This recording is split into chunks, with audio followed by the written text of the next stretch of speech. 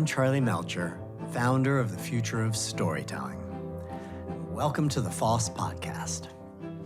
One of my great joys from this show is getting to sit down and talk with the best and brightest storytellers from across a broad range of disciplines. But it's not every day that I have the opportunity to interview one of the greatest of all time. That's why I'm particularly excited about today's conversation with David Lubars, Chief Creative Officer of BBDO Worldwide. David is an advertising legend. If there's a marketing award out there, you can bet that he's won it, and probably more than once. Under his leadership, BBDO has been ranked as the world's most awarded creative agency network for 14 consecutive years. Won Network of the Year at Cannes, a record-setting 7 times, and was named Cannes Network of the Decade for 2010 to 2020. David has personally won over 600 Cannes Lions, 200 one-show pencils, and 7 Emmys. He was recently inducted into the One Club Creative Hall of Fame and honored with the Clio Lifetime Achievement Award, and has also been named one of the top 10 creative directors of all time by Forbes. Today, David has over 20 years of insights from BBDO to share. He's a real treasure trove of knowledge, experience, and excellence. I can't wait to discuss with him how he and his world-class agency think about the craft of storytelling, staying ahead of the curve, and what makes BBDO the best of the best. Please join me in extending a warm welcome to David Lubars.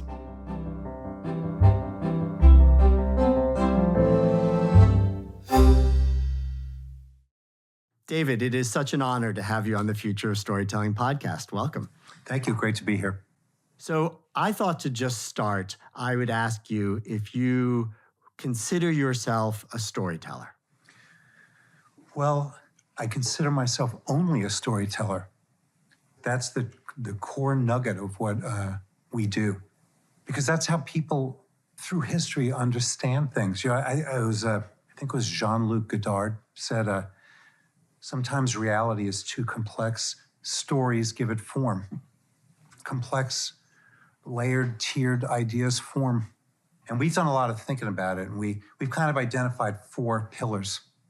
A great story has unforgettable characters, a compelling plot, it's a populist entertainment, and maybe there's some social commentary in it, even if it's funny. So those 4 things, if you look back, the Bible, Hemingway novels, The Godfather, have that. Do you ever have people suggest that your type of storytelling, because it has a commercial motivation to help support a brand or a company, is somehow not as legitimate as more traditional forms like film or television or novels? It's an interesting question. They always ask, a lot of times in interviews, is what you do art? And I guess my answer is, I think in art, the artist asks the question and answers the question. With what we do, the client asks the question and we answer the question using artistic tools, but it's commercial art. It's not pure art. It's a completely different form. What is the right form for the type of storytelling you do? You've traditionally worked in advertising, right? Which would have originally been 30, 60-second commercials. How do you think about form today? Yeah, you're right. It used to be television and radio and print. Now it's all kinds of things that every day there's something new, and every day something else goes away. And it's a constantly evolving, chaotic, messy world now. It makes it exciting and cool to wake up and go in and see what's going on today that wasn't happening yesterday. I first became aware of your work through the BMW films. Those were radical in their day and incredibly successful. I think I read they're actually in the permanent collection at the Museum of Modern Art. Can you tell me a little bit about that experience? Where did those ideas come from? How did you make that happen? It's not the normal advertising. Well, It was created out of need. The team and I were challenged with an audience who was not really watching TV. They were traveling, they had children, they were looking at other mediums. So we know that they spent a lot of time online, even in the primitive days of 2001, 2. And that's how they also looked at cars. So the idea was, why don't we go there? Let's go where they are, as opposed to trying to get them where they aren't.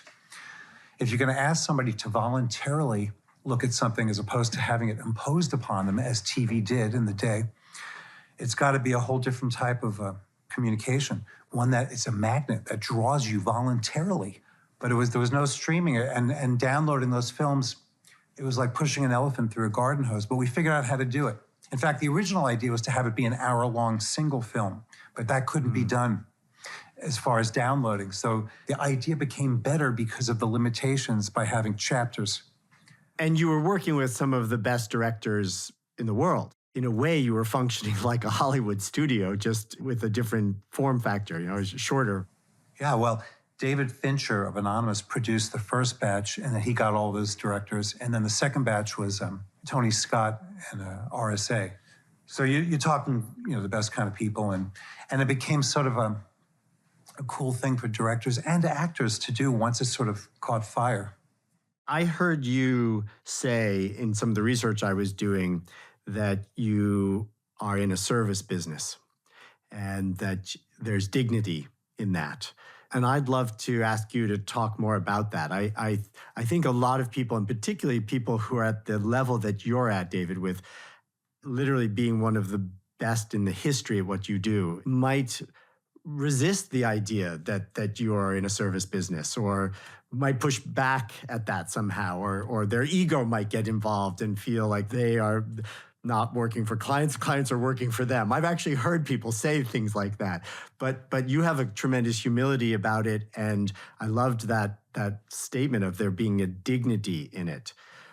Yeah, and honor. I see us as kind of being like a fine tailor or a hotelier, and there is dignity in it in service industry, and you have to have the service DNA or you don't. You have to be on call 24/7. There's always a problem somewhere in the world or something that needs to be addressed. And that's why I like to have the kind of creative people and the kind of interesting minds here, because you want to have all the colors on your palette so you can serve correctly. If you only know how to do two things, those are the two things you always try to imprint upon a client, and it may not be what they feel comfortable wearing. So if I think you should wear Prada, but you want to wear Brooks Brothers, we'll make the best award-winningest Brooks Brothers thing ever. And that's what I mean by service. Like we're going to find the thing that makes you feel great about your company and yourself. It can be done in a way that's famous and effervescent and award-winning and magical. You just got to put in the rigor. And again, I think that's having the service gene. And that's another one of those constraints, right, that you talk about. It's the constraints of the client. It's the constraints of the needs of the person you're collaborating with. Well, and I would say, again, that's what differentiates between quote-unquote pure art and the art we do. The best creative people and the best agency people love tight parameters. Tight parameters, and then you can bounce around within them and do something, as I say, magical. You talked about appreciating having great creative people around you, great talent around you. And I would imagine that your job these days, that's a lot of it, is being able to attract that talent and keep them happy and get the best work out of them. How do you do that? That's the most important part of probably my job. Recruiting, keeping, nurturing, growing great talent. And the way we offer it is when you come here, you get to see how good you are. Like we try to clear the obstacles and create a pathway for you to run through and be your best self. A lot of times when I'm interviewing people, I'll say, what do you think we can offer you that you're not getting at your job today? Because you have a really great job. I try to only recruit people who are happy where they are instead of malcontents. So what do you think we can give you? You're not getting. And then if I can answer yes to that, we really have something to talk about. And so people come in motivated that way. And again, in most cases, they get to be at another level here. Give me an example of something that someone would say to you that you could provide that they were missing in their previous job. Oh, I want to paint on a bigger canvas, a more public canvas. We can give you that, Or there's a certain kind of thing I want to do that you do well that I don't have the opportunity to do here. Okay, I want to learn to be a manager and lead. Okay, so there's all kinds of reasons people want to come. And as I say, if I can say yes, they're coming in with a good understanding.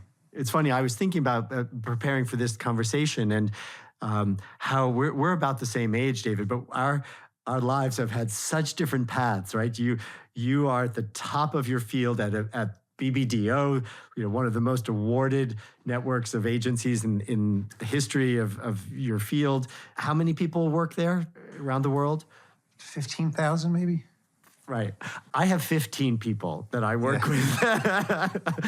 For 30 years, I've had basically a 15-person company. So I'm so curious about the perspective from sitting at the top of the best of the biggest. What would you say are some of the challenges of size? So the challenge is not acting big and stupid. All of the leadership around the world comes from boutique backgrounds, including me. So we understand fast, nimble, efficient, to work with a little scratch to it, getting your hands into the sludge, try not to have a layered corporate, mess. And so the whole thing is, I always say we're a global boutique. So we're all kind of boutique mentality, boutique type of creative, but yet with the breadth and depth and a deep bench that a good network has. So that combination is kind of rare, Here's how I know if we're bad and good. If I say, 7 or 8 times in a week, that's what a big, stupid agency would do. We're having a bad week. If I say it once or twice, we're having a good week. So people around here know when I say that, like, oh yeah, shake that off and let's think more nimbly. And thinking nimbly to you means not the obvious or taking risks. Like, what does that really mean? No, I don't like risks. Who wants to take a risk, I believe it's risky to not be noticed, and it's risky to be invisible, or it's risky to not have your brand loved.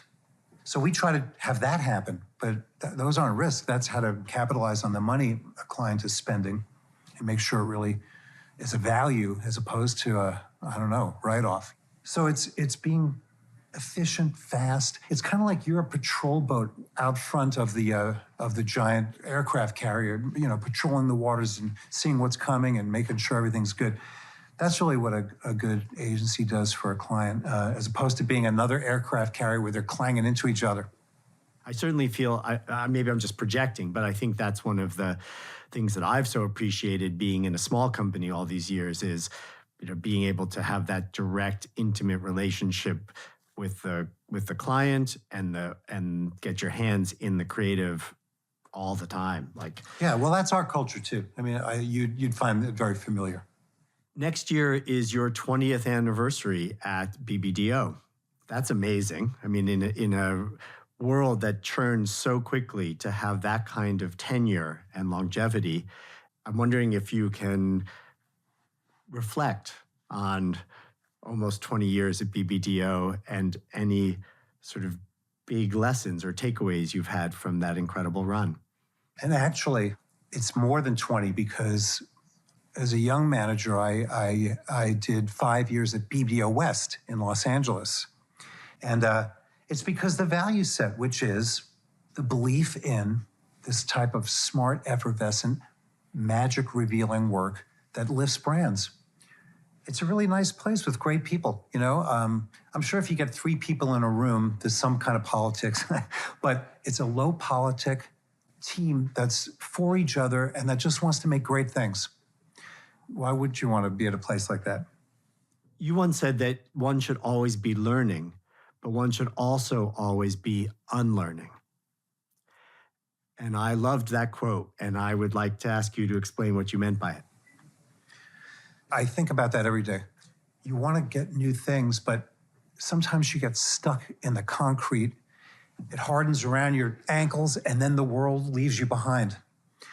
because you're stuck in the old tropes and the old ways and the old in-the-box types of ways to execute and think. So you got to not only pick up new things, but drop other stuff. I always say my job is to stir the cement. Don't let it harden. And that's sloppy and messy, but that way it can flow the way the world needs you to. And you keep moving with it and don't get stuck behind. So that's kind of what I mean. Like, just drop the old unusable things and find new things. And again, that must be an important part to your secret of success over so many years, because the world's changed a lot, but you've been able to change with it. My legendary predecessors in the industry from, the 60s, I wonder if they would like the business today, because they were outrageously creative and deserved to be legends, but they understood what the horizon line was. TV, print, radio, sun, mountain, river. It wasn't easy, but what they had to do is just put great, amazing creativity into those boxes. Now the world is very confused. It's a foggy, dark mess. And, we did a thing, 10 years ago or 12 years ago for this thing called Vines. That was the big winner at Cannes that year. Vines doesn't even exist anymore. So things come, they go. You got to discard, grab onto new. Are you grabbing onto the right new? Or is that something that's a waste of time and you should have been looking over here? So somebody like me who's kind of ADD, again, I like 20 balls in the air and being challenged and being confused and what's going on. But it takes a different type of personality to thrive in today's advertising world than it did then. On the other hand, the big idea is, as I said earlier, a timeless thing. So some of those big ideas from that day, from those days, would be great today, but just executed so differently. Well, how does this make you feel about all these new technologies and their potential to tell stories that are more impactful? Again, I'm always open to everything, but it's hard for me to say, like you're talking about AI. I don't know yet. And people shouldn't know yet. You have to see how it's going to go and how it reveals itself. Just like 40 years ago when computers came in, everybody had the same freak out. I just say, relax. Let's let the answers reveal themselves, and we'll see what happens. But again, as I say, a big idea will be important no matter what. So let's speak specifically about AI. Are you using it now? Does BBDO have different ways that it's employing AI? Yeah. It's really useful in a lot of ways. And by the way, it's a great information gatherer. A guy used to work for me, wrote a book. He's a professor now. And he wrote a book about marketing, and he asked me to write the foreword. So I wrote the foreword. This was last year. And I spent an hour Googling facts to back up my premise of what the foreword would be. So today, it would take 2 minutes, because I would just put the premise in and AI would find all this stuff that I had to Google and dig up. So that was awesome. Now, as far as coming up with big ideas, it remains to be seen. Can AI understand the heart? I mean, that's really what I do. It all comes from heart. And again, will AI understand those four pillars of storytelling? Maybe. Will it do it well? I don't know. I mean, I remember when people said that creativity was the thing that would not be replaced by computers. And now it seems certainly that AI is a digital tool that is, at very least, augmenting creativity in a major way, if not someday going to be able to replace it. I think we're so close to this moment of being able to have AI-generated characters, novels that don't end and continue to evolve and are responsive to your interests. And I mean, there's just a world of new things that are just beginning to materialize through AI that solve some age-old problems. So you said a moment ago that it all comes from the heart, and that perhaps that's at the basis of great storytelling, right? Is that it moves us emotionally. It reminds us of something that is organic to being human. How do you look for inspiration for your storytelling? Where do you find it? Everywhere. Look, I don't go look for it. It's just, I just feel submerged in it.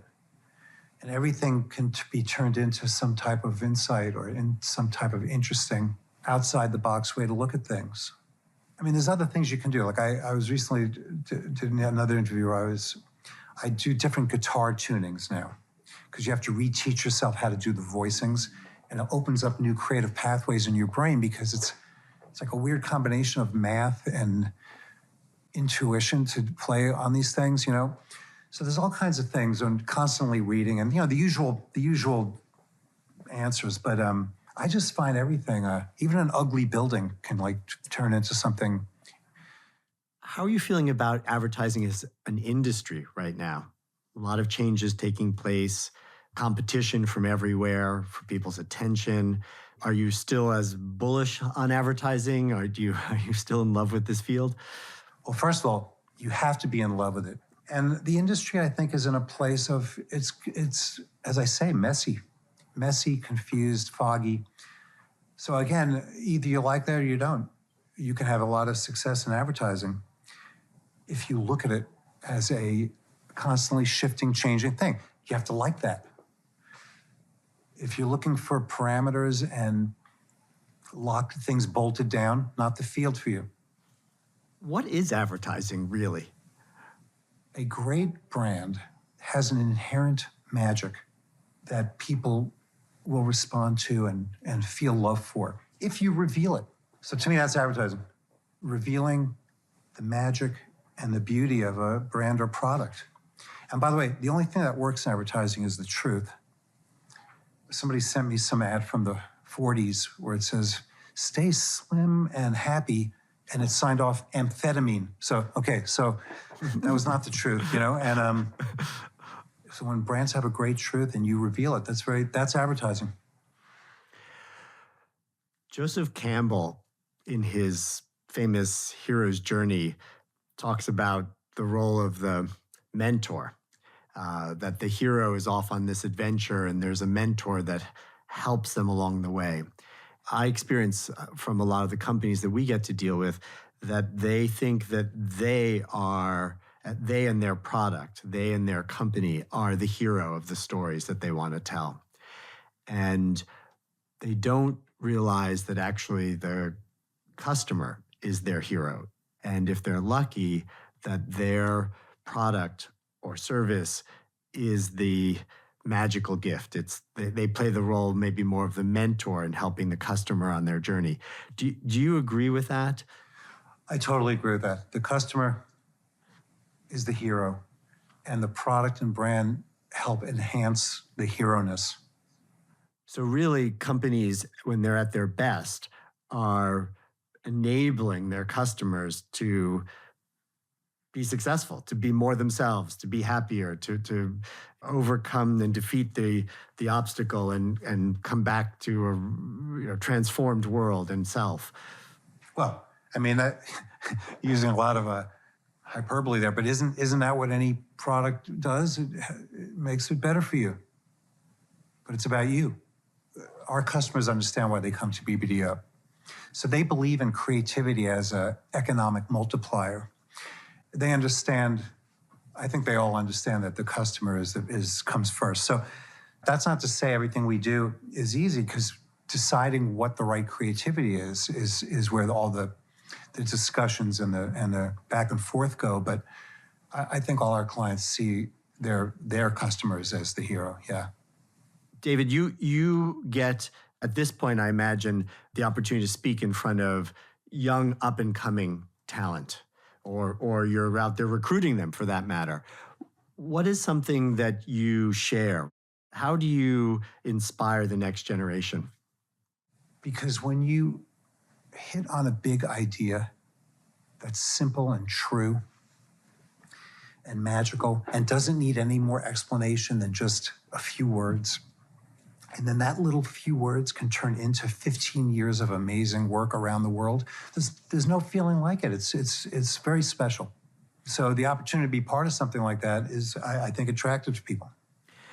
And do you have to constantly remind your own team to find that simple truth, to sort of pare back? Because I've heard you say that a few times, that it's sort of at the core of the best work is that there's this big idea that's when you hear it, it's a lightning bolt or a light that goes off. And how do you encourage people, or how do you direct people to pare down and find the simple big idea? Well, we don't have to encourage them because that's what they come here to do. It's really about doing it. And again, a lot of this is gut and taste, and there should be no shame in saying it. There's no shortcuts here. It's like a naked crawl over broken glass to find it and get it. And when you do, like the hairs, and you just know it. That's what you live for when you work in this industry. Have you ever been wrong with your gut on that? Where you think Of course, yeah. Luckily, more right than wrong. But of course, everybody makes mistakes. But my first exposure to, I remember when I was a kid and I came to work on Apple. I'm giving away my age. They were introducing the Mac. And the insight was, and it didn't need any other explanation, the computer for the rest of us. It didn't need any more explanation. Like so that wasn't even on, I think it was maybe on a few of the ads, but that was the insight of everything. So I realized, like, wow, and again, it goes on, and more things come out of it, and it just has a life of its own almost, So that was, to me, always the goal. I could point to Snickers. You're not you when you're hungry. Doesn't need explanation. That's a 13-year-old campaign now. Everybody, and it's a universal insight that's I think it's in 83 countries around the world now, where everybody acts like a jerk when they're hungry. They're not themselves. They're cranky. They're a diva. They're this. They're that. And no matter what culture, no matter what language, no matter what part of the world, that's true. So Snickers is packed with peanuts, sorts you out when you're really hungry. It's a great one. My dad used to carry a Snickers with him all the time, just for when he's hungry. Mine too. That's funny you say that. Yeah. What's next for you? I don't think what's next for me is some type of like, oh, now we've changed the industry to do this. It's to stay ahead of the industry and keep consistently being great. The people I admire, like in music, are the ones who every year or every decade after decade constantly come in with, as opposed to living off the fumes of some hit from 2013. So what's next for us is to consistently be fresh and new. Given the track record you've had over these last many years, I have no doubt you will continue to do that. Thank you. This was great. I'm Charlie Melcher, and this has been the Future of Storytelling podcast. Thanks for listening. Our community brings together top talent from advertising, technology, entertainment, marketing, immersive media, and every industry where storytelling is key. If you'd like to become part of it, please consider subscribing to this show. You can also sign up for our free monthly newsletter, FoST in Thought, and learn more about our annual membership, the FoST Explorers Club, by going to FoST.org. This month, we're also conducting a community survey to learn more about you, our FoST family, and how to serve you better. Please visit the link in this episode's description to make your voice heard. We'd really appreciate it. The FoST podcast is produced by Melcher Media in collaboration with our friends and production partners, Charts and Leisure. I hope to see you again soon for another deep dive into the world of storytelling. Until then, please be safe, stay strong, and story on.